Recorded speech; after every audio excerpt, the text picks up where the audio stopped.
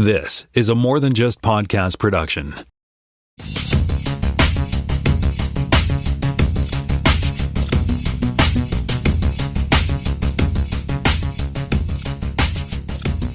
Welcome to Podcast Season 9, Episode 5. My name is Dimitra. I am in Toronto, Ontario, and I'm joined by Jonathan Kuline in Florenceville, Bristol, New Brunswick. Hello there, kids. All right. Yes. So we have a couple of fact checks here from our fabulous listeners on Slack. Do you want to cover the Dave Price one, since you know more about it than me? Okay. Sure. So in last week's episode, I had talked about some of the cool things that were happening in San Francisco around the 60th anniversary of Star Trek.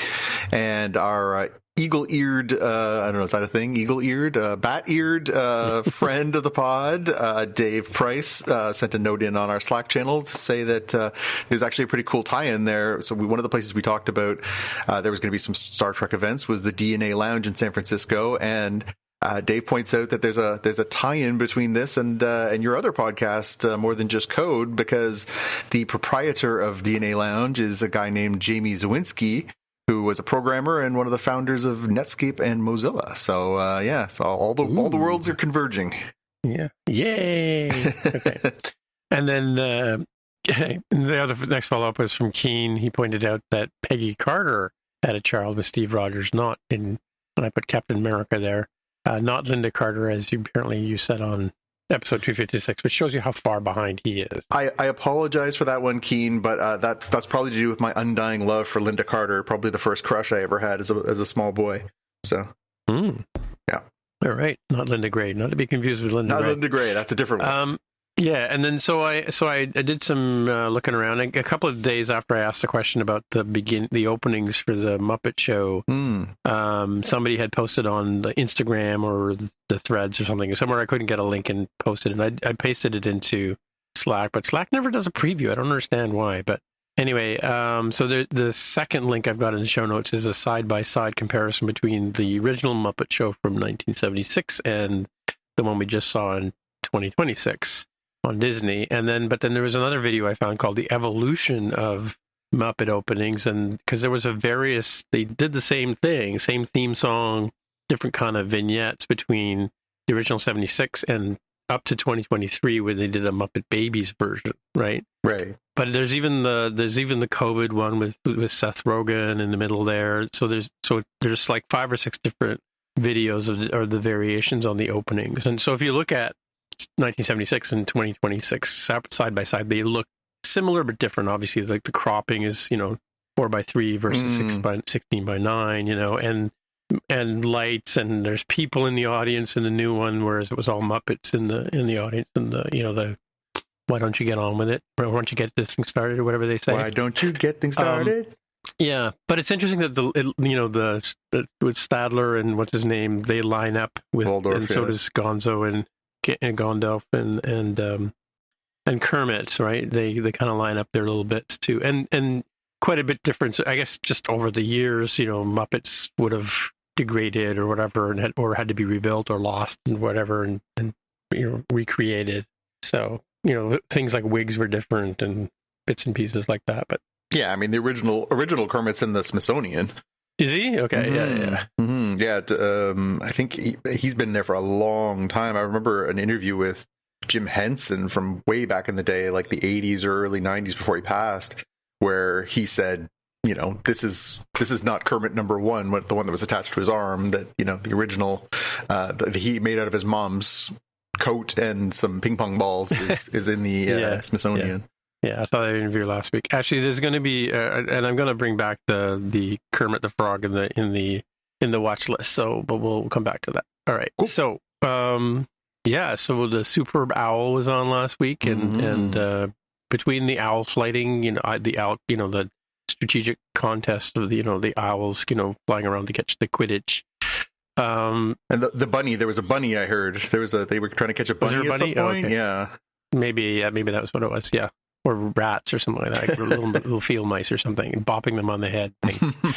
But anyway, so Project Hail Mary, we got this Superb Owl trailer. Mm-hmm. Yeah, and I don't know if you watched it, but again, talk about your spoilerific. I mean, the only thing it doesn't do is it doesn't spoil the sort of the leading up to the launch kind of thing, right? But the whole reveal of Rocky, I'm just so annoyed at that. Well, it's a strange thing because they the way that the narrative in the book works is very much like a puzzle, right? He wakes up, he doesn't know where he is, and then the story unfolds, and that's a really interesting narrative, and it works really well, I think, for the book. And the reveal that they have spoiled multiple times in multiple trailers now, that he encounters this alien life form, it's not until you're like not a third of the way into the book, but like a fair ways into the book. So there's a real like, oh my God, what's happening here kind of moment to it, as I'm sure there will be in the movie too. But I agree with you. I think this is it's the most sort of fun, surprising part of the story is not, oh, I'm lost in space. It's I'm lost in space and somebody else is here. I agree with you. I think this was a wrong choice in the marketing. I think it would have been way more fun to say, don't spoil it for people, but I don't know, maybe we're underestimating, like you and I have been reading Andy Weir's books for years. Maybe he's just way more popular than I think, and people have already assuming you've already read this, and therefore you'll be excited to see Rocky, and therefore you want to see it if Rocky looks good. But I don't know. I don't like it. People don't read books these days. I mean, people do, but like I think the vast majority of the unwashed don't read books. Yeah.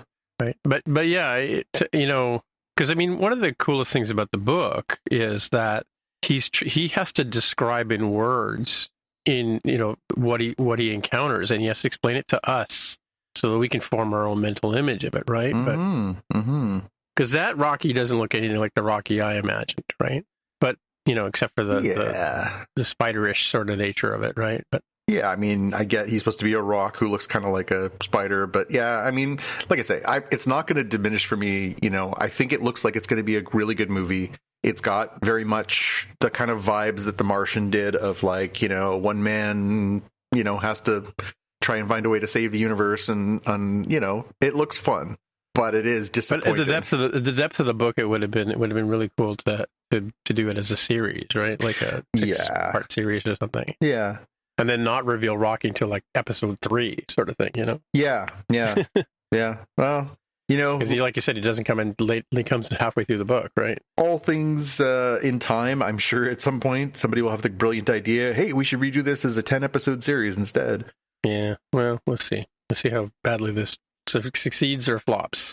Anyway. All right. Other Super Bowl trailers. So we got another look at Supergirl. We got a Supergirl 1-minute trailer. A little bit more sort of somber than the first one. Not quite as bombastic. This one is, shows Kara sort of, as Krypton is slowly disintegrating, and just sort of how that affected her. It shows her first meeting with Krypto the Superdog, which is, going to be a hit. Everybody really liked that character from the Superman movie last year. And, it sort of showed that she's a different character. This is not Supergirl as in an exact clone of Superman. This is a very different personality type. And I think they're going pretty far to show that she's not the goody two-shoes that her cousin is. And, I mean, this was fine. I don't think that it changed my direction one way or the other. And I don't think it really was like a great reveal of, something special to come, but I enjoyed seeing a little bit more of what they've decided to include. This is obviously in the newest incarnation of the DC stuff. This is our first look at Krypton. This is our first look at, some of these sort of outer spacey kind of things. So yeah, looks good. Still looks good. Yeah. So So the link we were discussing before we started recording, I had pasted the link in too later on, but the link I had was kind of like a supercut of a whole bunch of different trailers. And I think maybe I haven't seen this one that you've got linked to here. Yeah. So, but it was the same sort of thing. Like, what was it like to, have Krypton destroyed in a day? And, yeah. And then her saying the gods are not that kind. And then the finding of the dog. And so it was kind of like, I don't know if it was like maybe shown in bits and pieces in other places or whatever. Well, they might have edited together with some of the previous trailers to try and, sort of get a narrative going or something. But well, people do that for links, right? They do that to get links or to get the clicks, to get ad hits or clicks. That's what I'm thinking of. Yeah. Anyway, so I'll watch this one because it did seem kind of disjointed, and then it kind of, I think it ends with probably what you've got linked in here with her walking with the other Kryptonites, and then the dog comes along, and and the part where she's in the bar and they've all got their laser pointed guns at her. Yep. That's and she says, "This is going to work out well for you guys." Yeah. Yep. Okay. Anyway, looking forward to it. Yeah, I think it looks good. I'm still interested in it. I liked Millie Alcock a lot in the first season of Game of Thrones. It's funny. I didn't really get that she was the girl from the Game of Thrones when I first saw her in the Superman movie. Well, it's funny because when she did that first season, she was younger. She still looks very similar, but she looked like. They portrayed her. She was trying to play a much younger character too, so they really made her look young. So now you do get more of a woman in her 20s as opposed to a teenager or a child, right? So I think that affects how you perceive her. But yeah, this one I wasn't expecting. The trailer for Netflix's The Adventures of Cliff Booth. So is this the character from Quentin Tarantino's movie? It is. This is a spin-off of Once Upon a Time in Hollywood, the Quentin Tarantino written and directed film. But this is going to be a Netflix series show. It's not clear. Oh, okay. And it's set after the events of Once Upon a Time in Hollywood because they referenced in the trailer. They reference, you did that thing where you killed those people with in the backyard and so this is sort of an alternate post. What if there was no Manson family kind of thing? And so I looked it up, and so this is being written by Quentin Tarantino, but it's going to be directed by David Fincher, which okay. I said to my wife when I saw that, I was like, well, I'm in. You had me at, Quentin Tarantino doing the writing, because that's, I think, where he's at his best. And I do respect Quentin Tarantino. I think David Fincher's a better director. I think he makes more interesting films visually. So I will definitely watch this. I can't say that I thought Cliff was a fun character and kind of too cool for school kind of way. But I don't need this, but I will watch it. Yeah, I like the character in the movie because he was kind of very sort of underplayed and underspoken kind of thing, or soft-spoken, whatever. Yeah, right? yeah. He kind of, had a physical energy to him, which Brad Pitt has too, right? Yeah. Cool. Yeah, look forward to it. And Fincher, he's the guy that did the Social Network? Yes, yeah. Him? Yep. And Seven, and many numerous, Girl with the Dragon Tattoo, and yeah, so many great movies. Zodiac. So I think on Facebook, a couple of Lego characters, and there's a little box with a Lego head. Oh, in yeah, it. I've seen that one. Yeah. We got an appearance in the Super Bowl from Grogu and the Mandalorian, but not a trailer. So instead of doing a new look at what's going to happen in the movie, they decided to do something a little more sort of the zeitgeist of the moment. So they did a trailer that was essentially just a commercial in the spirit of the old Budweiser Super Bowl commercials with the Clydesdales, but they had Tauntauns pulling this trailer, and Grogu and Mandalorian were, mushing them through the snow, and they had Sam Elliott, of course, the great voice of voices, do this overdub talking about, in the same way that he would have done it for a Budweiser commercial. And I think everybody was like, that was what we're going to get. And so there's a good story here from IO9 where they, got a quote from the folks at Disney who basically said, we wanted people to sort of remember that they love these characters, right? Quote from Jackson George, who is the executive VP of creative marketing. He said, Grogu is more than a character. He's a pop culture phenomenon. Riding alongside the heroic Mandalorian, he brings lightness, humor, joy, and an instant emotional connection that transcends the moment.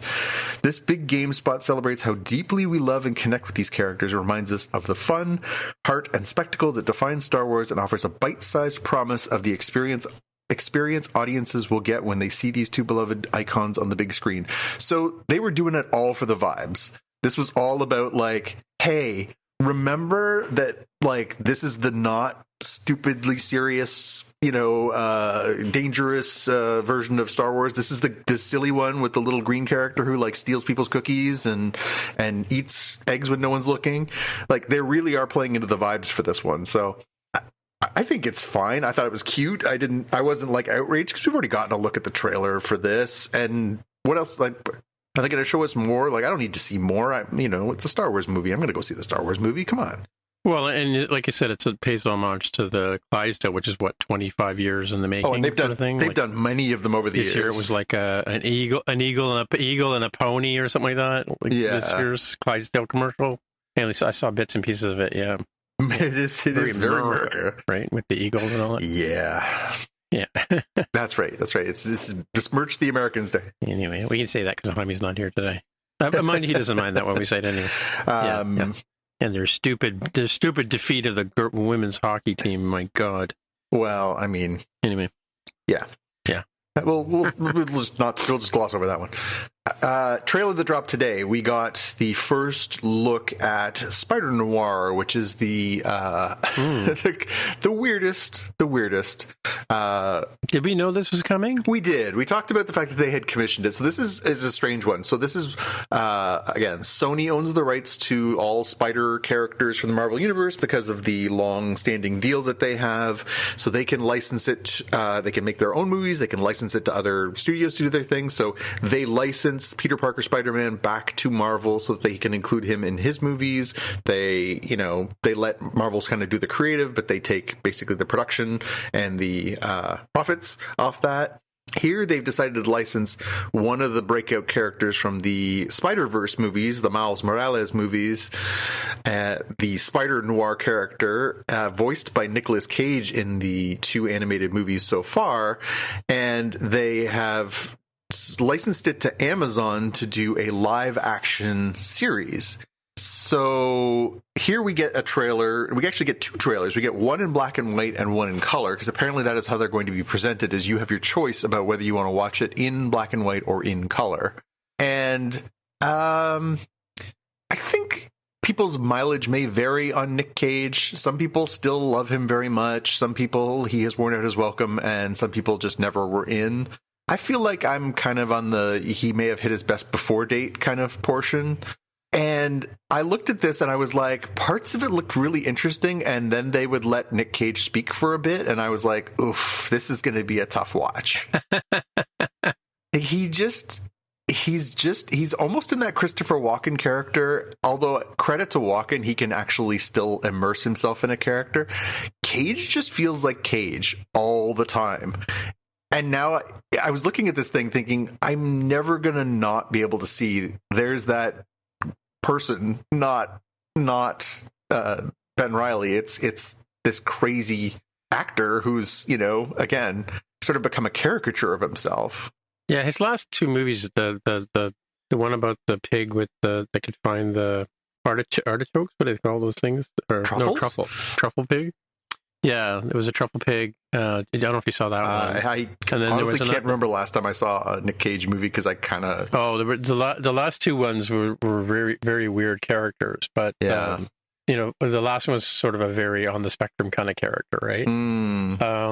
Yeah, which is... It was just strange, right? But, yeah, and you're right. He is kind of he was sort of building towards I think the last sort of legitimate, somewhat, Indiana Jones like kind of character was the one with the Gone in 60 Seconds, right? The one about the car thieves, where he plays the guy with the Mustang. But yeah, I don't know. He's kind of. You're right. He's gone off the rails a bit, I think, for me anyway. Yeah, and some people love that he just kind of goes for it and just kind of makes really strong decisions. Again, whether you like that or not is kind of on you. Yeah. Well, he's not typecast in that sense. He does. I find that I feel the same way about that too.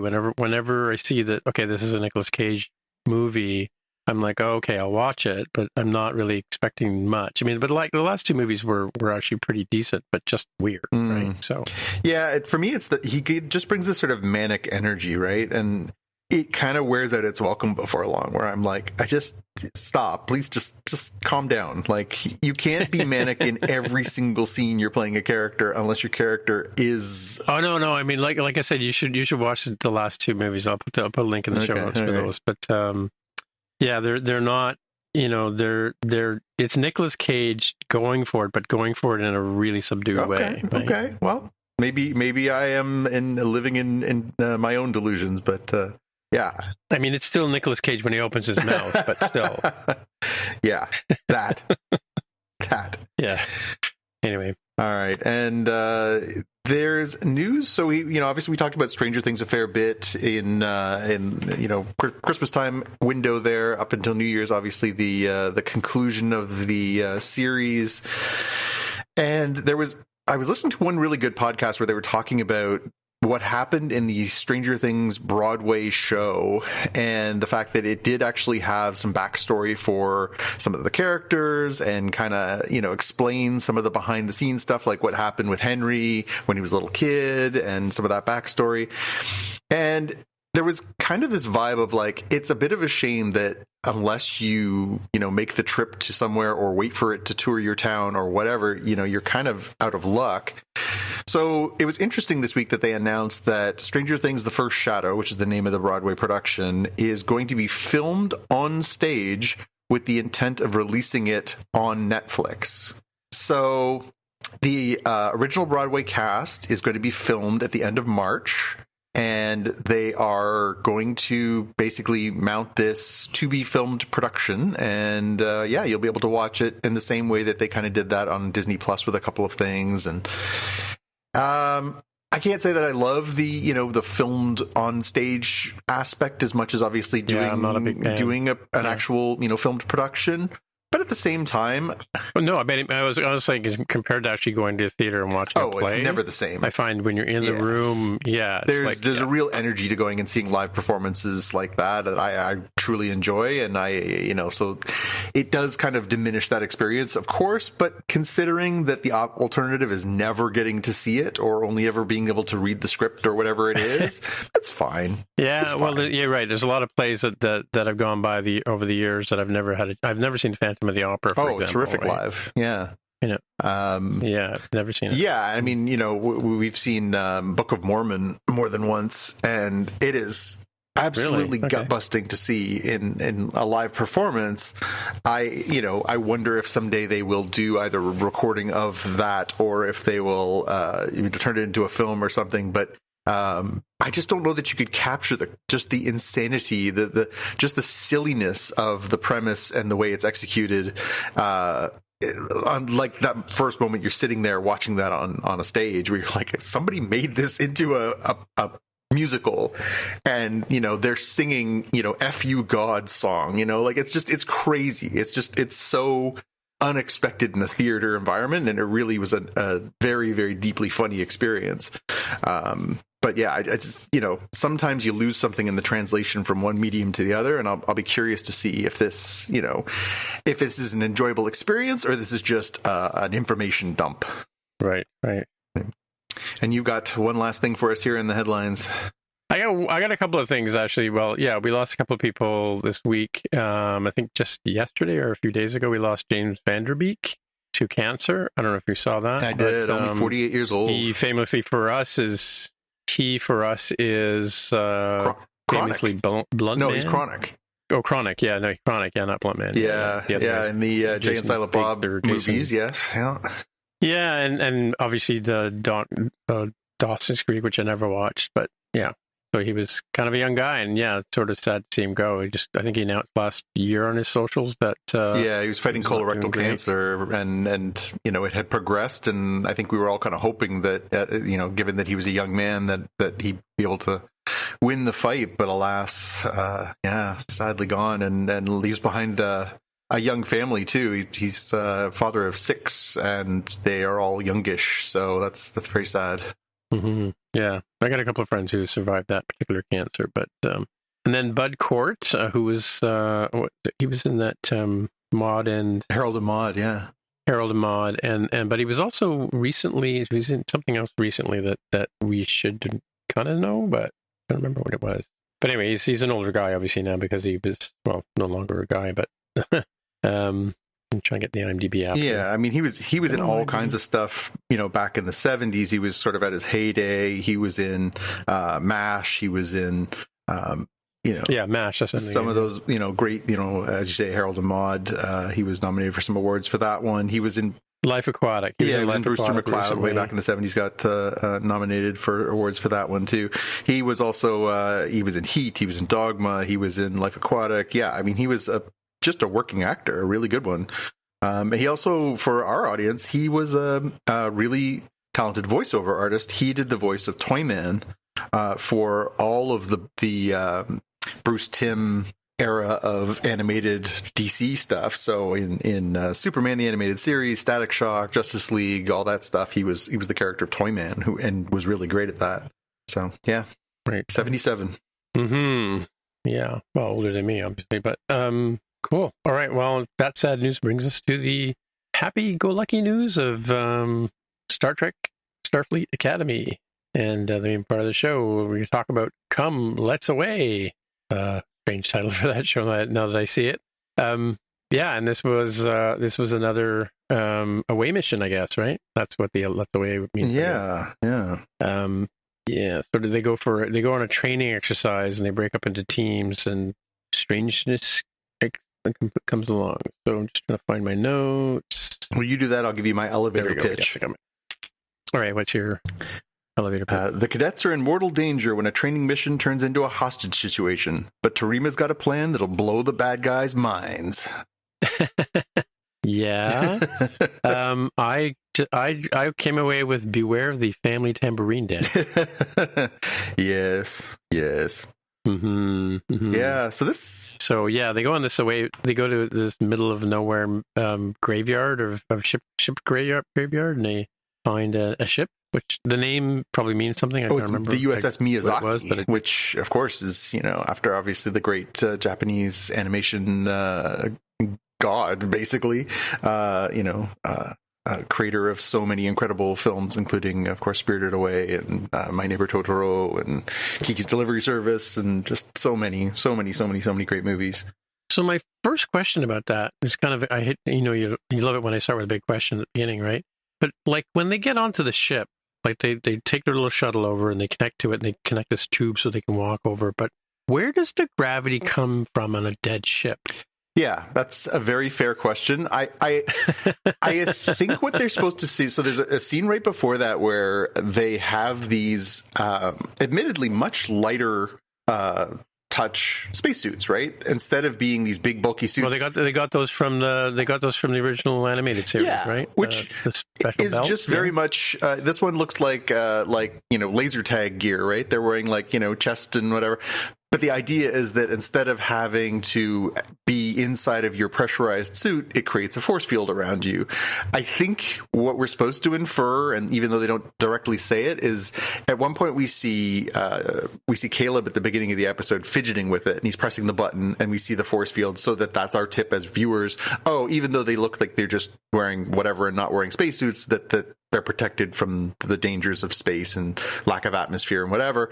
I would assume that just like those suits, there must be some way to magnetize their feet to the ground using that technology. That would be my assumption, although you're right, it does seem like a bit of a gap that they don't actually explicitly say anything about it. Like, why aren't they hitting the ceiling? Like, what's going on here? And they certainly don't say anything about the aliens that they encounter on the ship. We don't know what's holding them to the ground, although since they're like blurry, it's hard to say. Yeah, they were kind of an interesting character. Have we seen the Furies? No, this is an entirely new creation for this series, and sort of in this time frame. We find out that they are human hybrids, and later on in the episode, we find out that they're hybrids with a bat species. So that is sort of what these are supposed to be. They're supposed to be part human, part Linar, which are these bat-like creatures.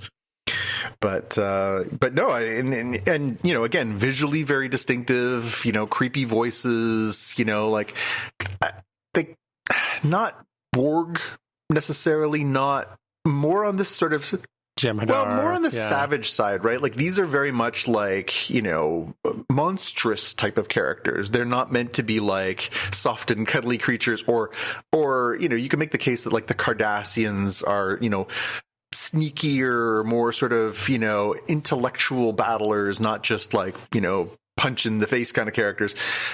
These ones are very much more like just scary. They're meant to be scary characters. And that's kind of what the Borg were. Like, Borg were zombies, right? Like, so that's the even though the sort of the way that they play out is different, it had that vibe of Borg just because they were like, oh, these people eat people. They're scary. These are like they're unreasonable is what they are. Yeah, people who just can't be negotiated with. Their goal is chaos and destruction and murder, and, you know, so I think that was, you know, a lot of potential there. I think the real question is, so as the episode plays out, you know, they go to this ship, they're trying to fix it up as part of this training mission. It turns out that the bad guys are already there. They take the hostages. They want money. And we're supposed to, you know, watch this, and, you know, then the whole thing plays out.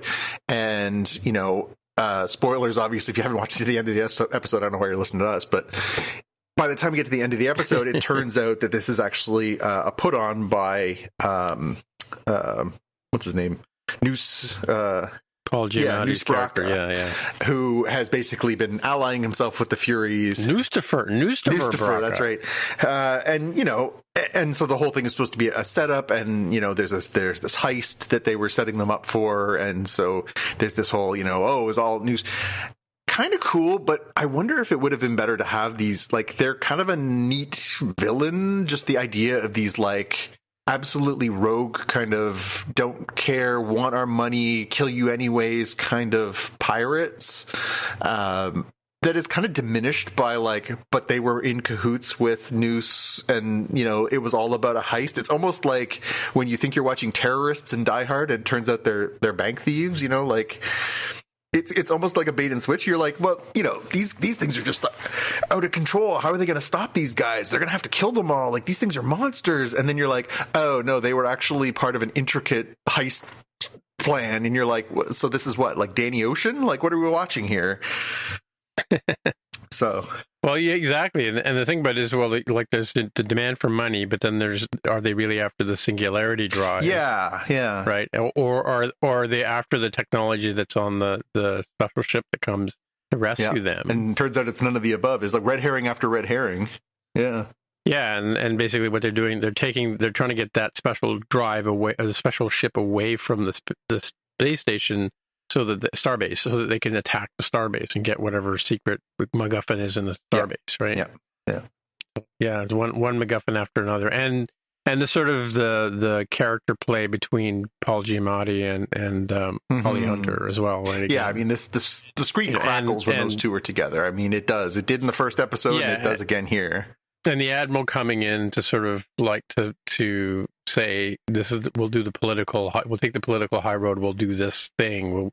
Why don't we get him to come in? Like, again, I kind of wonder why he decided to bring that particular character in. Oh, because he had a history with having defeated them. Well, that was the rumor, right? Is that he knew what to do, and so they, you know, he goes in and they think that they're negotiating in somewhat good faith. Although, you know, again, Nala says repeatedly, like, we're missing something, something's not working here. So this episode was framed around the relationship, which clearly has hit a tipping point between Caleb and Tarima, who, you know, they were all into each other, and then we saw them finally kiss in previous episode, and here we finally get, you know, the two of them are clearly, you know, having an intimate relationship, and then it crosses a line of intimacy where, you know, she's using her Beta Z powers to go, and they sort of join minds, and so that creates a little bit of friction before this mission starts. When it freaks him out because she sees he's inside her mind, and he's perfectly fine with it because she's got this beautiful tranquil place in her mind that she's obviously spent a lot of time nurturing, whereas she goes inside his mind and he lives in the chaos of his upbringing. He's in the moment, whereas, well, I think there's some glitch, there's some emotional glitch with her, that because her thing kind of beeps red for a yeah, second. because she can't manage her powers entirely, and that sort of plays out later as we go. But so we have this sort of vibe, and so there's this whole, oh no. So is the teddy bear in the Field of Marigolds? Is that the teddy bear was from the first episode? It was Caleb's bear, I know, but I'm calling it. Oh, is that an Easter egg? Yeah, it's an Easter egg from 5 episodes ago. Yes. Yeah, so long ago. Do you remember that one? Yeah. Yes, good point.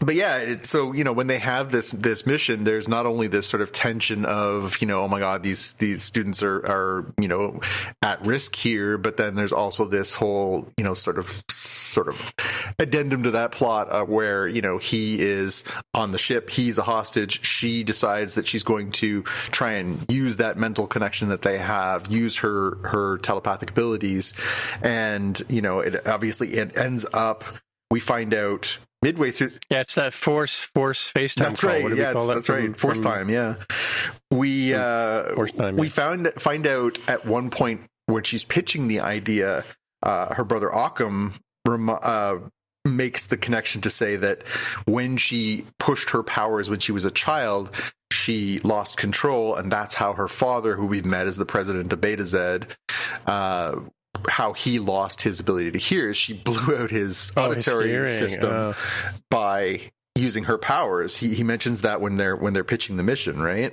And so we're kind of primed for it could go wrong for her, and and then of course as the mission plays on and they're trying to sort of find their way out of this, they're trying to get the Furies are trying to get onto the bridge, they're trying to kill them, they are trying to get the drive, the special engine drive going, and Tarima's giving instructions to Caleb, okay, this is what we're going to do, and it all seems like it's going to plan. And of course, when the Furies are coming in and it looks like they're going to kill everybody, she flexes, she pulls out her regulator, the thing that sort of keeps her powers at bay, and goes off and basically just makes their brains explode.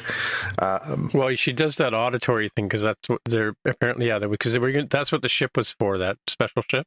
It had some sort of weapon on it that was auditory, and it would disable the Fury because of the sound it would make. Well, and they say the Furies have incredibly sensitive hearing because they're part bat, right? So when she does that on a normal person, it makes them deaf. On something with extremely sensitive hearing, it blows holes in their head.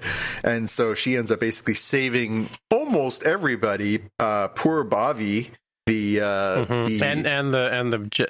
leader of the pack. I have his name here, Tomov.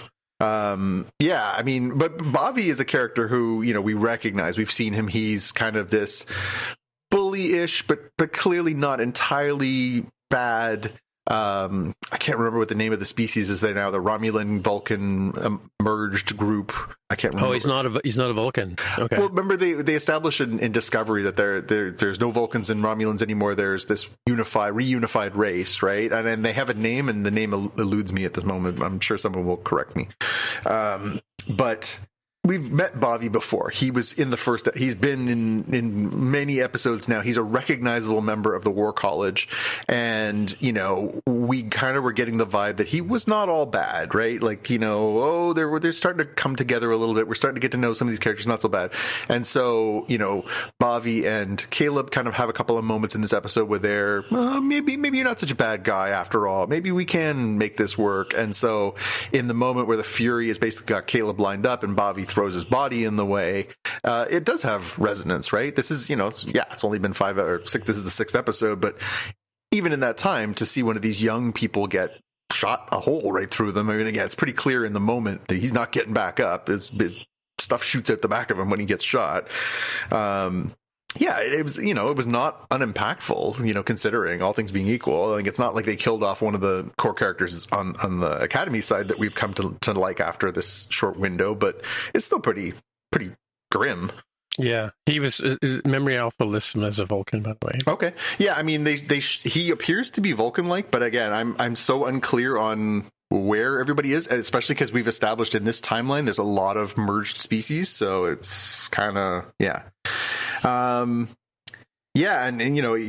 you're right, like the scene where they are basically they push back against the Furies and they're trying to get away. When they do end up on the bridge, they look like they're sort of in the clear, and their commander Tomov is basically like, I'll hold them at bay, and they're like, well, good luck to you, and he gets like literally chewed to death, which is again really grim, and does establish the Furies as like scary. So by the way, Alexander Elig plays Bobby, and he'll go down in history with Reka, right? Reka no Breka. Oh, yes. Yeah. As a sort of main sort of secondary character who we've lost now. Yeah. We also, so we get this backstory. So we know that like Tarima has this level of power to her. We establish what happened to her father, so we get a little backstory there. We get to see this. She's ripped out her regulator. So again, are they just going to pop it back in next week, or does she now live without her regulator? That's kind of interesting. Well, she's in a coma. Yeah. And then we at the end of the episode, right? Yeah, so, and we also get the backstory that Noose Baraka shares about all the stuff about Nala, right? Where she basically sacrificed her son, who was also part Lanthanite, obviously, and he really is like digging the screws to her. And it's funny because when he comes in that first part, he's kind of trying to be a little bit charming with her. I mean, I have that as one of my quotes where he walks in and says, "Oh, Nala, Nala, my space boo, my solar flame, my interstellar bestie." And, he's coming in on like a bit of a charm offensive, all things being equal. And by the end of the episode, when he comes back and is like, "Hey, by the way, I got you. And by the way, I hate your guts. Like you are my nemesis. You have made my life a living hell, and I'm going to make your life a living hell." It really does set up like, you could come away from the first interaction with Noose thinking, well, Paul Giamatti, he's kind of a quirky, like not necessarily a strictly a villain, maybe just like a scoundrel, but no, this is a bad guy. And a really good performance by Paul Giamatti and Holly Hunter in this episode. They were both really good. Again, whenever those two are on screen together, it is just crackling. And especially she's just, that whole scene where he's monologuing and she's just acting with her face was fantastic. What did you have? Do what they said? Well, did you do a pew pew? Did you have a best pew pew? There was a couple of good spots. Well, the pew pew was. I know. So what did I have for my best pew pew? Well, I had, I guess there was a lot of pew pew in this one, right? It was a really pew pew in the hallway. Yeah, it's the hallway pew pew with the dude getting Tomov getting munched by the Furies. Yep. And there was also pew pew in the space battle that ensued once the ship showed up. Yeah, I mean that last scene had a lot.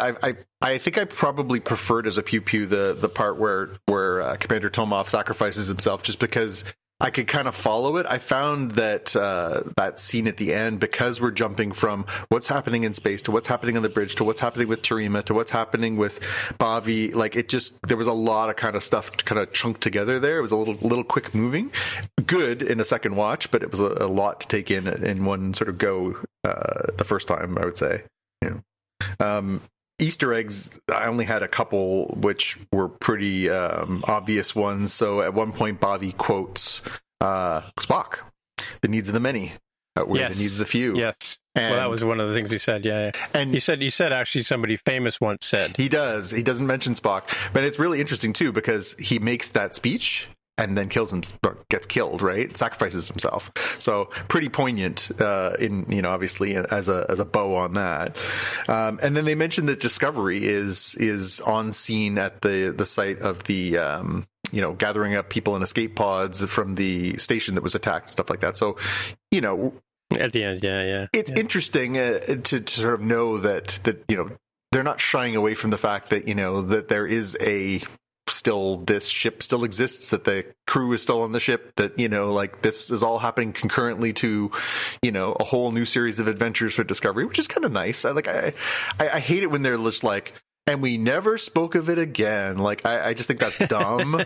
I think it's nice that and they used to do that sometimes when they got into the Dominion War on DS9. They would talk about they would mention a ship by name that we knew, the Enterprise is leading a battle fleet here or whatever. They just throw you a little bone, because of course they would be. Of course they would. The Discovery is still the fastest ship in the galaxy at this point because it can fold space-time, right? So, Yeah. Cool. Yeah, no, it was I had Discovery and Needs of the Many. Those are my two Easter eggs as well. Yeah. So. Well, and Miyazaki, of course, we talked about. Well, I didn't know. I didn't get the connection right away, but I knew it was a name I should know, but it wasn't the USS Kevin Smith, sort of thing. And Family Tambourine Dancing is also. Yeah, another famous one. Yeah. Probably going to be the name of this episode, by the way. What did you have for your quotes? They said what? So, well, I had the Needs of the Many, and then I love the one, "The hills are alive with the sound of murder." Yeah. Sorry, go ahead. You could just quote Paul Giamatti. Oh yeah, continuously. Yeah, right? Yeah. You can decide whether this is appropriate or whether you want to delete this from the podcast. But it's the one where he's talking about the Furies, and he says, "Yeah, they're in ball clenching, sphincter puckering pain all the time. The only relief they get is to just spooge it all over other people." That is a very, very illustrative bit of turn of phrase. Definitely get a picture of what we're dealing with here. My big question: we'll get past the censors. We've got 4 episodes to go this season. Do you think we see what the Venari Rawl stole this season? Do we think the payoff is that quick?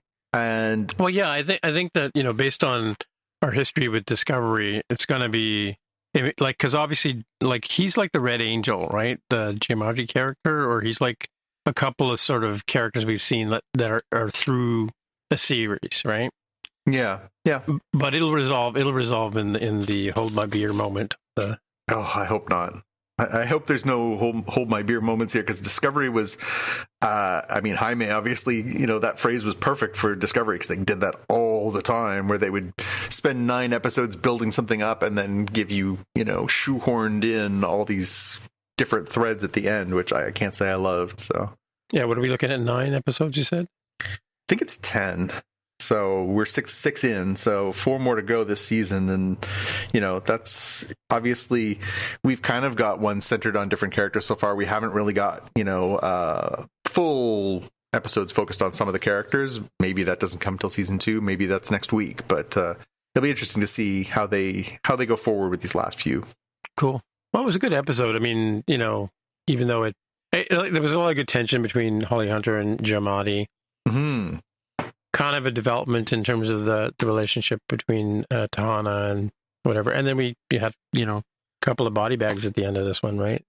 Yeah. Not counting the ones at the starbase, right? And also, again, I think the Odar Fett character, the Admiral, basically saying,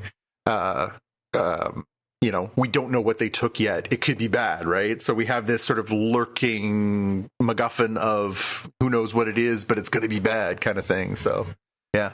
I think it'll be a reverse Discovery. What's going to happen is they set this thing off, and it's going to send them back to pre-time, so they go back in time to replace the Discovery.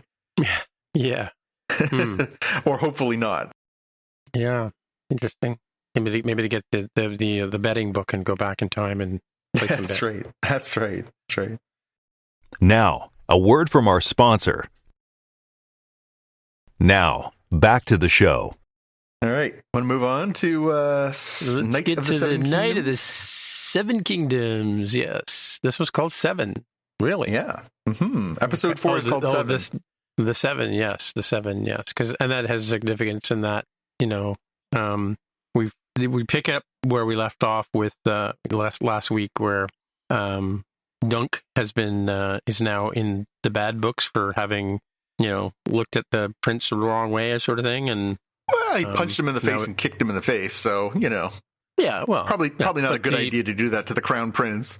Right. But now he's he's called into play this ancient, trial by 7, which is, he has to get 7 people, including himself, to fight against 7 of the best knights or whatever, or battle people. And then his guilt will be, the gods will show his guilt by if he wins or loses, right? If he wins, he's innocent. If he loses, he was clearly guilty, right? Yep.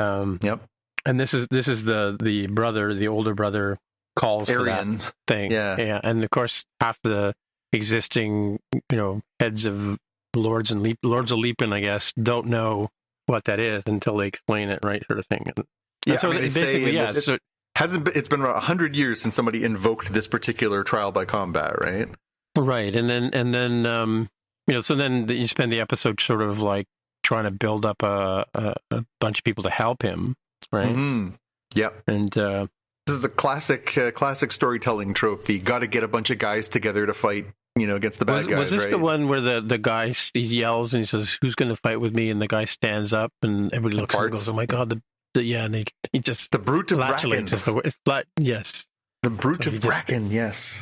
Yeah, he just flatulates it. Anyway, and then surprise, surprise, surprise. We go through all the sort of. He does get a bunch of people to help him. He's short one person, and then of course, Egg's uncle comes and takes his place. Who is the hand of the king and the crown prince? He is next in line to the throne. Yeah, and then the episode ends because, why not wait till next week, right? Yeah. So this one also follows on the heels of the big reveal because it was the end of last week's episode when Dunk finds out who Egg is, right? He finds out that he is Prince Aegon, 10th in line to the throne, not really a likely chance that he's going to be the king, but that he is one of the royal family. He is a Targaryen and he's been, treating him like a stable boy, right? So kind of a holy moly moment for poor Dunk, who's like, I feel. Well, he's also been acting like a stable boy, to be honest with you, right? So he has, and that's there's a couple of really good scenes in this episode where they have that sort of why did you lie to me? Were you trying to make me look like a fool just because I'm not that smart? And Egg's like, no, I really wanted to be your squire. I really wanted to do this. Like, there's a lot of sort of hurt feelings on both sides of how this is sort of played out. So the dynamic between the two of them continues to be the heartbeat of this and it's as you say, Dunk is, he's made some acquaintances, but he doesn't have a lot of friends here. And then all of a sudden he's like, well, how am I going to get 7 guys to fight against the Targaryen family? He finds out that not only is Arian, who's a really good sword fighter, going to fight, but he's drafted 3 members of the King's Guard. And, things are not looking so good for whoever goes up against them. And he thinks he's going to get help from his buddies, cousin, and he's like, oh, I'll help you, I'll be on your side. And then he finds out at the last minute that this guy's betrayed him and his cousin decides to fight with him. So he ends up with that, but he also ends up with Lionel, who he met earlier, Lionel Baratheon. He's got Robin, he's got Harding, he's got Sir Humphrey Beesbury, the guy who broke his leg, who Arian knocked him off his horse, killed his horse, and broke his leg.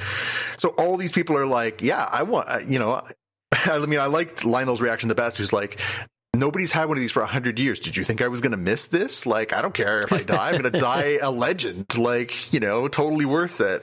Whereas some of them are like, I think it's Harding says, when the crown goes against the gods, or when the crown goes against the gods, then, they have to pay the price, basically. Like, you can't be jerks, or otherwise, like, you deserve a spanking. So it's really kind of cool. But the most important part of that is that who wins those allegiances is Egg, right? Egg is the one making the case, saying, like, Sir Duncan fought for me. He fought for the little people, and he convinces all these guys, hey, you should fight with them. And to an extent, both Dunk being Dunk and also Egg being Egg is what convinces Baelor, right? Baelor is the crown prince, and he's like, I'm going to go fight against my nephew, my brother, my King's Guards. Like, that's a pretty hardcore move. I'm curious. So, this show started out sort of with a lighter tone, right? It's obviously, the pooping and farting and all that, giant penises notwithstanding. The show starts out a lot lighter with, the relationship between Dunk and Egg, and there's just sort of a mirth and merriment kind of vibe. Obviously, Lionel's party and Duncan, declaring himself Sir Duncan the Tall, and, the puppetry.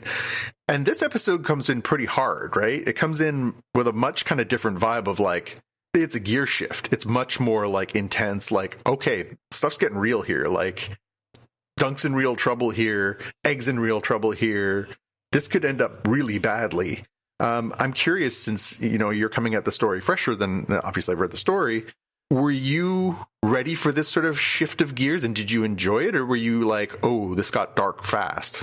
I mean, the trial of seven and all that stuff, and the assembling? Well, just shifting. Well, again, we start it with, Dunk sleeps underneath a tree with Egg, and they're looking up at the stars, and all of a sudden this episode starts, and you're looking up, and you're like, oh, he's under the stars. And like, nope, he's actually in a rock prison underneath this guy's keep, and and he gets hauled off in chains, and and he's facing basically what he thinks is a desperate situation and possibly death here, which is a very different tone than we had the first few episodes. I'm curious whether you were like, yes, this feels sort of organic to the story, or if you were like, whoa, this got dark. No, this is sort of Game of Thrones kind of pacing. This is what I kind of expected. I mean, I was kind of expecting that he would go into the games and he would have a couple of jousting attempts, and and he'd probably win those or whatever, but this kind of went like Game of Thrones does, is it just kind of accelerates to another gear, right? Like it just, now he's on trial, and now he's got to go into this big giant battle next week, and there's going to be some definite pew pew next, beginning of next episode, right? Yeah. And there'll be some underhanded, battling and whatever, and I mean, I don't know the history of the Targaryens and whether or not, the prince and his father meet their end in this effort, because clearly, this isn't over until most of the seven are dead, right? I mean, realistically, it comes down to the two primaries in this case, or it would come down to three. It would come down to Arian and Darren, because Darren, remember Darren, that you find out in this episode that Darren had actually accused Dunk of kidnapping Egg. And then later on in the episode, Dunk is like, you got me in a lot of trouble. He's like, okay, I'll retract my claim.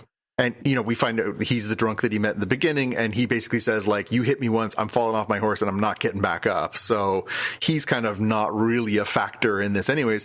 But basically what it comes down to is Arian versus Dunk. If either of them die. But he's on his father's side, right? Darren is, yes. Okay, all right. Yes.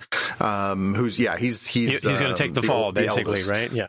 Yeah, he basically says, like, I am not a knight. I am not interested in fighting. I am interested in drinking and having prophetic dreams, and I don't want to do this. And if you punch me once, I will just fall down and not get back up.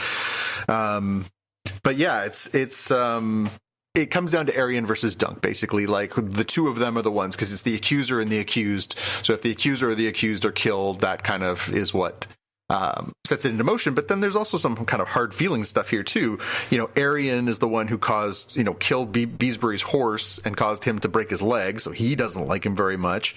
We've got Sir Stefan, who is the one who basically turns on them and goes to join the prince's side.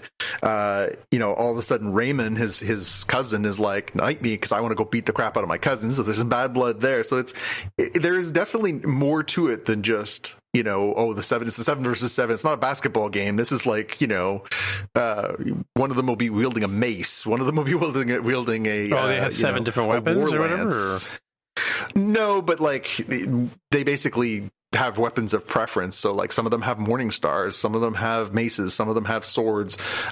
They will start as a joust, basically trying to knock each other off the horse using not the brittle lances that they use when they're doing tournaments, but war lances that are meant, they've got metal tips, and their goal of that is to basically go through a shield, through armor, and kill someone. So this next episode is going to be for the marbles. So yeah, definitely taking a darker, more Game of Thrones-esque turn. But as you say, they're still trying to make it lighter. Again, the part where he, great speech where, Dunk is yelling at them, are there none among you who have honor? And a great performance by Peter Caffey in this moment. He's riding on the horse and he's yelling at the knights, and then, of course, you get the farting, right? The flatulence, which, is just, again, reminding you that this is not the most important, story in the Seven Kingdoms, but here we are, right?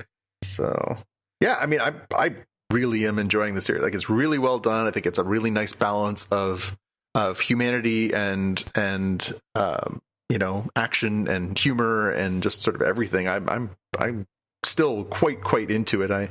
I'm curious to see how these last couple episodes land with people, and sort of see if everybody feels the same way about the series when it finally finishes up. Yeah, well, like you said, hopefully there's a couple more books coming, right? So.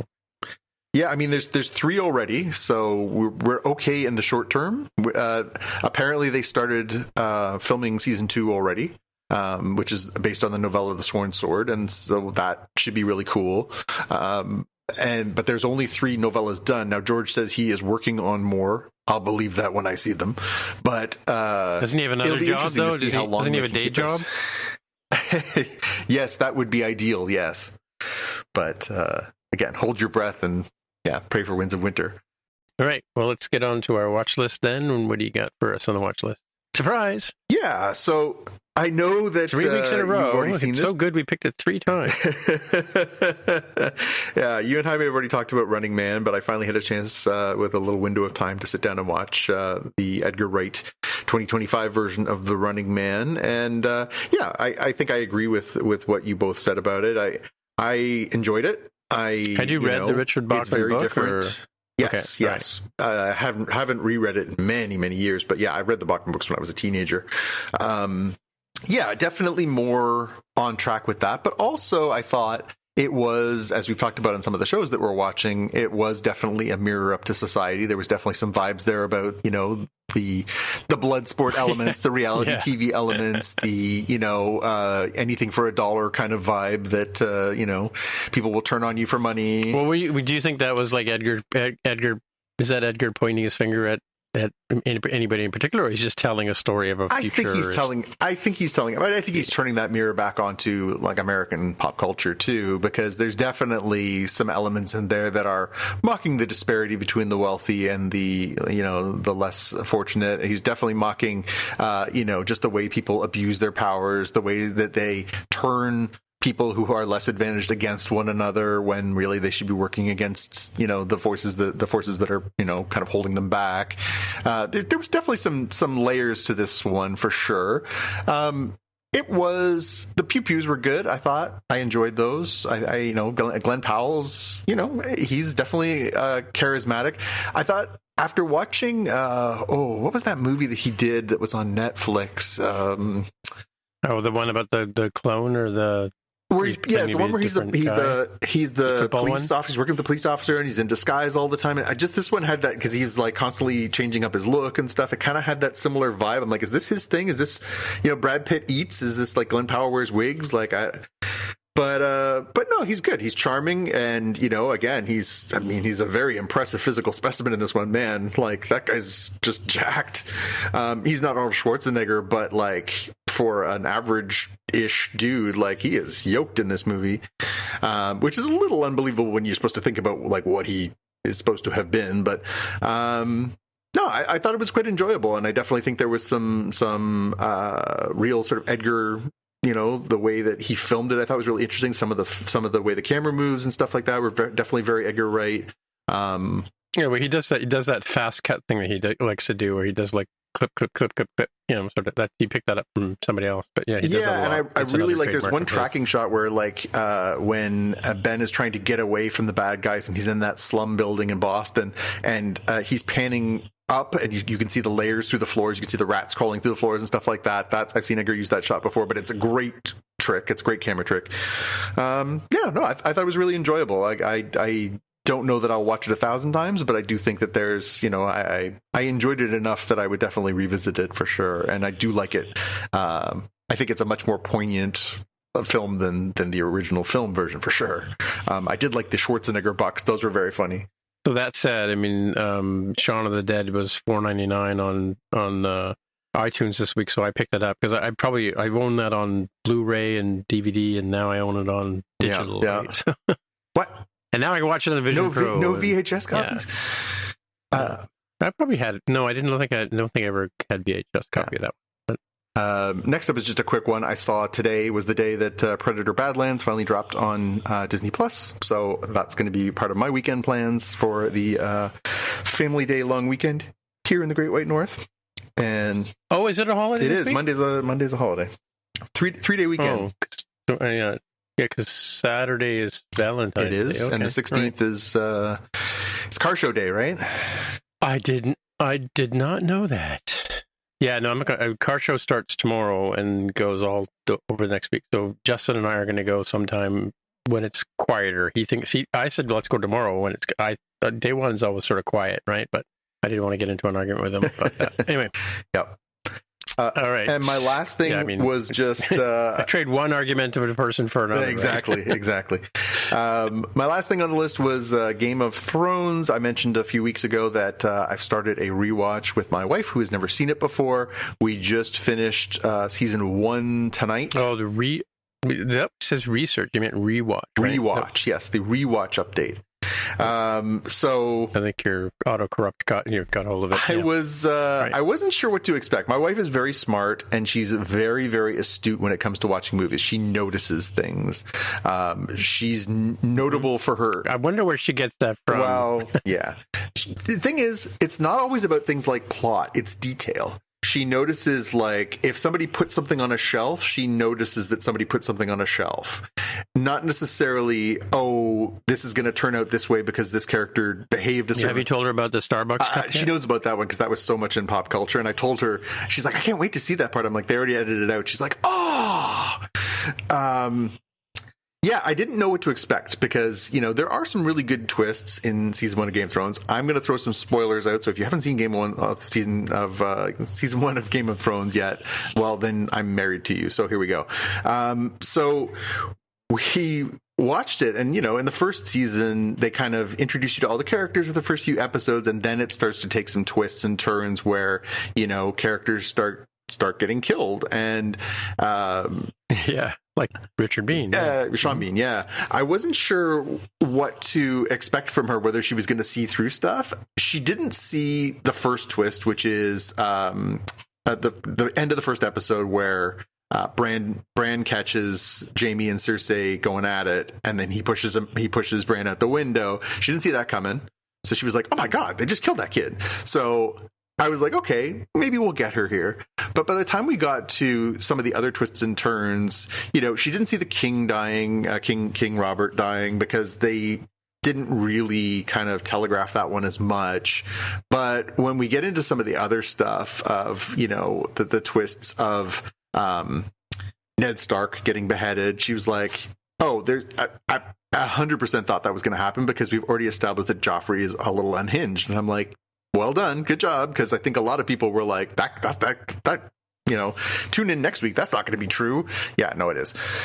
And she definitely didn't see the end part when Daenerys climbs into the fire with Drogo's body and the dragon eggs, and then comes out with her clothes burned off with the dragons alive. Right? She didn't see that coming. She said, I knew the dragons... Right. Oh, that's in season 1? The end of season 1. It's the final scene, final episode of season 1 is her... she has the funeral pyre for Drogo. She kills Miri Mazdur, the witch that basically... Is she a Jason Momoa fan now? I don't think anymore. She doesn't... Lucky for me, she doesn't really like muscular. She likes dad bod, so at least that's what she's always said to me. So I don't think she was too keen on that. Although she did say her favorite character so far is Daenerys. She really likes Daenerys. She's like, I like her because she's like, already she's fighting for the underdog. She doesn't like the slavery. She doesn't like being treated like a piece of meat the way that Drogo treats her in the beginning and stuff. So she likes the sort of strong female. She said to me, like, I'm enjoying the show more than I thought I would. It has really good, strong female characters. And I was like, good. That's good feedback so far. So she said to me, I knew when they kept referencing the dragon eggs that eventually they were going to hatch into dragons. I just didn't know how. So she kind of knew that at some point, she's like, they don't carry 3 dragon eggs around and not eventually give you dragons. I'm like, yes, very well thought out. But how that actually came to play, she didn't see that coming, which is cool. But I'll be very curious to see as some of these real twists and turns come, and some of the huge ones, obviously, things like the Red Wedding and the stuff that we're going to get into over the next couple of seasons come along, if she's going to see some of that stuff coming, because I think a lot of us were sideswiped. I remember reading the book before I saw the episode that had the Red Wedding. I had read the books. And I remember distinctly, I went to bed and I was like, I'm just going to read one chapter and then I'm going to go to bed. And it was the chapter of the Red Wedding. And I was like, what the heck? And was like wide awake. And I was like, well, I guess I'm reading for a few more hours because holy moly. So I'll be curious to see if she can see some of those things coming. But it's been a fun experience to sort of see it along with her, and sort of, she pauses every once in a while more than anything. So how many episodes do you guys kind of watch at a time? Because that's the benefit of having it all ready to go, is because the Red Wedding ends the episode. I mean, the episode ends with Catelyn getting her throat slit. Spoilers, but I mean, but like the thing about it, the benefit of having it, you didn't have to wait another week for that. It's true. It's true. Find out we have, I think, the 10 episodes, I think we only watched one set back to back. Otherwise, we've been basically watching one at a time. And more than anything, I think it's just that she's like, she doesn't love some of the gore, and it can be gory for sure. So there have been, times where she's like, one is fine. We'll watch one and then we'll watch something funny just to sort of level set, reset the levels on the scary stuff. But, I'll be curious as it starts to, again, get more complex and she starts to engage and become more attached to the characters and everything else. It'll be really interesting to see if she does want to kind of binge on any of it. I did think it was very funny, though, as we were watching it. She's watching it through the lens of somebody new, so she's not thinking about, obviously, I've seen it, I think, at least twice, sometimes some of these episodes 3-4 times. I was watching an episode and I was like, that person dies in the end. And that person. And that person, and that person, and that person. I was like, there's one scene at the beginning. Making a list, really. Are you? There's one scene in the first episode where it's when the king arrives in Winterfell and they're having a feast. And I was like, who at the end of the final season is alive in this room? And I was like, nobody. Not one person in that room is alive at the end of the show. Not what? It's a dining hall filled with people, including many major characters who play roles in either the first season or in many seasons. Not one person in that room makes it out alive. I was like, wow, this show is way darker than I give it credit for. Light, right? Like, whoa, that's light. Pretty dark. Yep. So anyway, I'll keep everyone updated as we go. But so far so good. She said she is enjoying the experience, which is better than I think I could have hoped for. Right. Okay. Well, I got a couple of things. First of all, I don't know if you know this or not, but last Monday was the second anniversary of the release day of the Vision Pro. Oh, I made a note in my calendar because I really try and observe those things. Do you? Okay. Yeah. So it was a big celebration day for those of us. We had a cake. It was, follow. Yeah. Well, we had a big meeting about it, but anyway. And we made a podcast out of it, but it was last Monday, but a week ago Monday, I should say. But yeah, it's taken 2 years, and it's taken a bunch of negotiations, and it's taken a somewhat mediocre success of the Amazon or the Android VR headset for YouTube to get off their haunches and make a native application for Vision Pro. Wow! So today they released YouTube for Vision Pro, and it's Hallelujah. It's not as sophisticated as the iOS version or the iPad version. It's certainly not like the Mac. It is notably more high res. I watched a few videos today. Watched some of the trailers we talked about earlier. It's notably clearer because I've been using third-party tools, which basically take a website and they kind of scrape the video. And even watching YouTube on Safari on the Vision Pro was not quite, like, it wasn't the crispness and the surround sound wasn't there.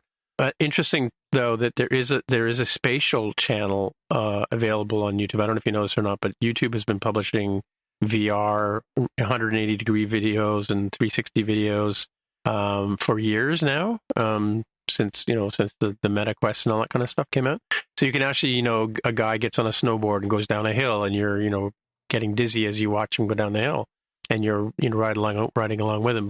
And there's things in New York, and people are walking far too close to the camera and that kind of stuff. But you can look around and see all the brownstones, and you can. It's like you feel like you're in New York, which is one of the cool things about the Vision Pro is that. So, we're getting clear, crisp videos.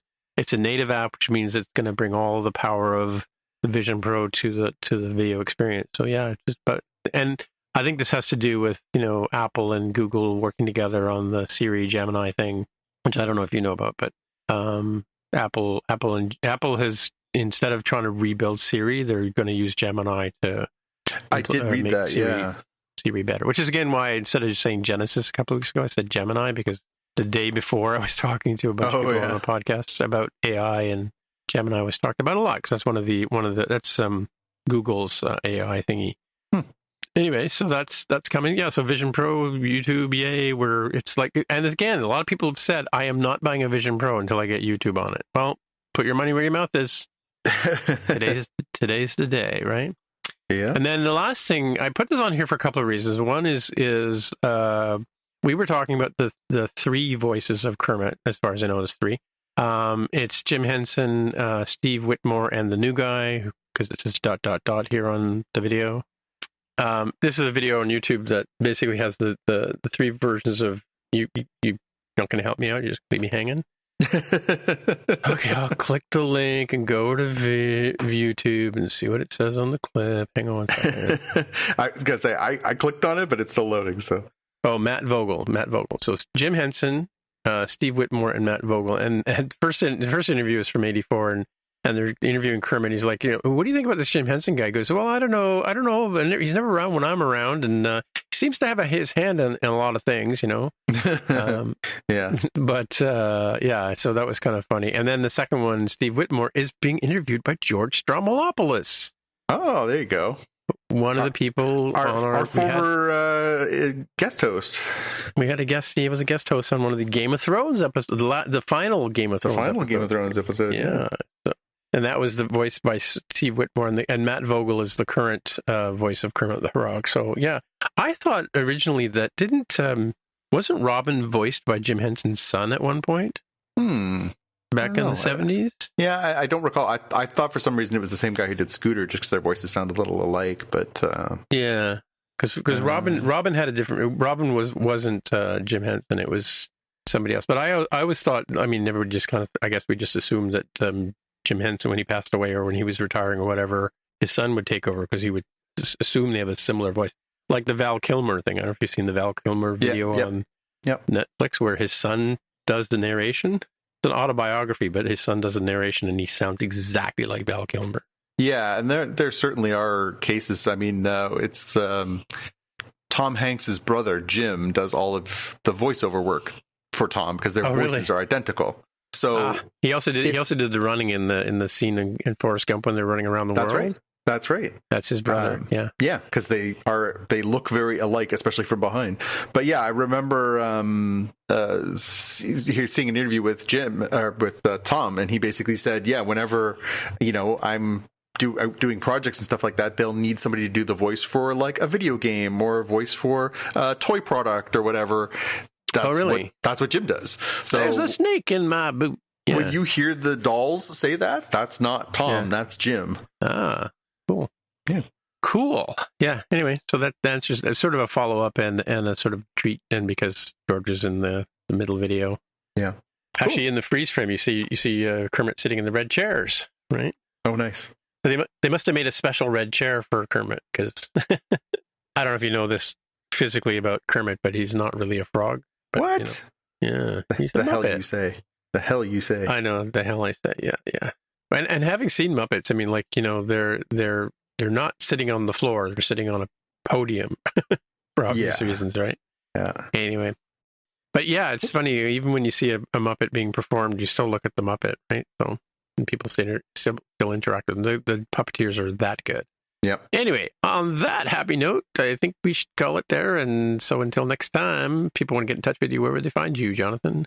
Well, you can probably find me on our Slack channel. That's where I recommend you go first. If you're a Canadian, you can find me on I'm at JPK. Or if you're not one of those and you want to go looking, you can probably find me on Instagram or one of those other social channels. I'm usually something like at JPK News. Or at JPK. Or at JPK. And yeah, And my name is Timitra, Timmitra, on just about everything. I'm pretty sure that's my MySpace, following up from last week as well. But yeah, it's definitely Blue Sky, Mastodon, Substack, Threads, Reddit, Instagram. I said Instagram already. It was so good I said it twice. And yeah, so until next time, we'll see you in the future. Bye. Bye. Or should we say, yay? Yay! We'll see you next time on this podcast show. Yay! You've been listening to the Spotcast podcast.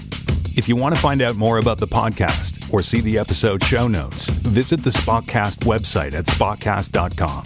If you have feedback or questions, you can get in touch with us on the website.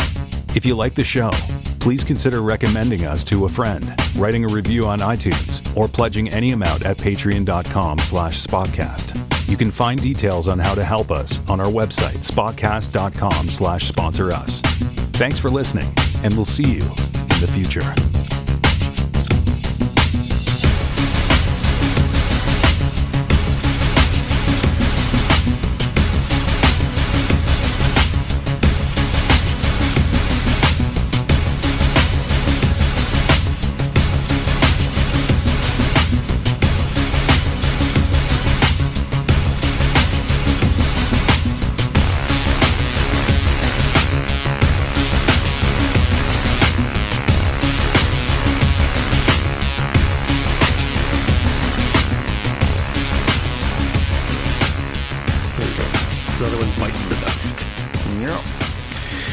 I saw The Rip. Have you seen The Rip yet? The Rip? The Rip. It's a new vid by Matt Damon and Ben Affleck. Oh, yeah, I saw the trailer, I think, but no, I haven't. Yeah, it's good. It's good. I kind of wonder if you would you'd sort of catch some of the MacGuffins and things like that, the twists and turns in that one. I will have to check that out and see how I do. Yeah, because it's and speaking of Good Will Hunting, it's kind of since I guess Dogma was the last time they kind of acted together, right? I feel like they did something in between, but I can't put my finger on it. But it's been many years since they yeah, worked together. They do a lot of work behind the scenes together. They own their own production company and they do a lot of the production stuff together. But you're right, as far as on camera stuff, it's not nearly as often anymore. Oh, you know what they did? They did Air a few years back. The Michael Jordan that was good. Yeah, one on Amazon. Right. I enjoyed that a lot. I thought both of them were. I definitely. Was that directed by Ben Affleck? Because he was. It was, I believe, yes. Yeah, because he wasn't in it a lot, right? Oh. Well, he played Phil Knight, right? He played the boss at Nike. Dude, yeah, the big boss. Yeah. Yeah. So, but yeah, it wasn't really focused on him. He kind of just sort of got to pop in and have a couple of banger scenes. But I thought it was a really strong movie. Yeah. Yeah, through 3-day weekend. So yeah, I get to watch Predator: Badlands and hopefully catch up on a few other things. Yeah. Rumor has it my missing son is returning home this weekend. So. Interesting. He hasn't been home in more than a month, something like that. Really? Mm-hmm. With your car? Yeah. With the new tire on it? Well, 2 new tires. Yeah, because you have to get them in pairs, right? Yes. So I got him 2 new tires at Costco, and he went over this afternoon and got them put on. Yeah, it's actually kind of good. I was worried I was going to have to drive and pick him up in Fredericton. He had them put on at Costco in Fredericton, you mean? Yeah. I ordered them on my Costco app, and he just drove over, made an appointment, and drove over with the spare on, and had them put the 2 new ones on. So he's good to go now. Yeah, cool. Yeah, I enjoyed Badlands. It was good. I like that. Yeah, I couldn't get into the one before that. I can't remember what it's called. The one that was animated. Oh no, I haven't seen any animated ones. Yeah, it was fine, but it was, I don't know, it just felt a little gratuitous. Oh, the Predator one. Yeah. I think I watched some of those, if not all of them. It's on Disney, right? Yeah, I'm just gonna get up here. Continue watching. Let's see. The Predator. Is that the new one? Yeah, 2018. That was a good one. Funny, Disney. Oh, Killer of Killers is the one that came out last year. Oh, really? Okay. Yeah, Killer of Killers was the animated one that came out last year on original animated action adventure film set in the Predator universe. Yeah. I tried. It was fine, but have you watched Tron Ares yet? Yeah. No, that's also on the to-do list. Oh, speaking of which, I remember I was complaining about the fact that Tron Legacy was supposed to be in 3D on Disney, and it isn't. Well, it is. It's not 3D until he goes into the grid. Oh, okay.